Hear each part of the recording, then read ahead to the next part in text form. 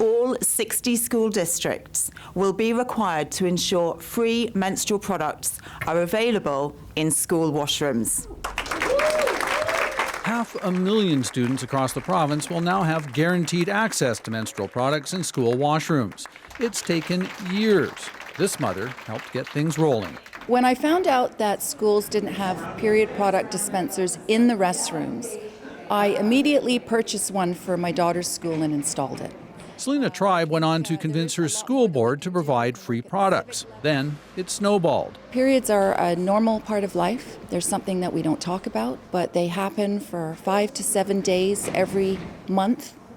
They're unpredictable. According to a study by pad manufacturer Always, 1 in 7 girls have missed school at some point because they couldn't afford to purchase menstrual products. Menstruation products are very expensive. 17-year-old Rebecca Ballard worked on the issue at her school. I think everyone should be on board with this, not even just this country, but pretty much every country in the world. Like, it's a necessity for every woman, and every person who menstruates.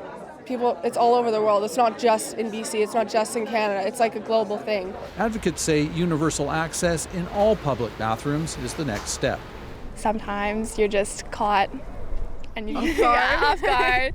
Outside of Vancouver High School, these teenagers say having free dispensers gives them one less thing to worry about. I think it's really important that all people have access to those things because some people don't have a lot of extra money to be spending, and it's really great that it's coming to all the public schools. Now people maybe who, when they're on their periods, are more inclined to go to school because now they know that if they can't afford to have tampons and pads, that their school is providing them. As for the price, BC's program will cost about $1 per student per year.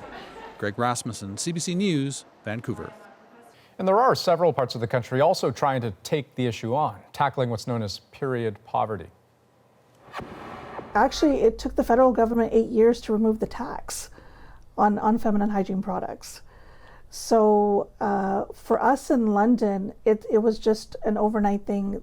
Schools in London, Ontario began a pilot project last year, offering pads and tampons in their washrooms. And next week, City Council votes on whether municipal washrooms should offer the same, free of charge. Then over in Toronto, just last month, Council approved a similar pilot project in some of its city-owned buildings. And in Dartmouth, some pharmacies, including this one, are now giving out free menstrual products to women in need. For every product purchased, they'll give one away for free.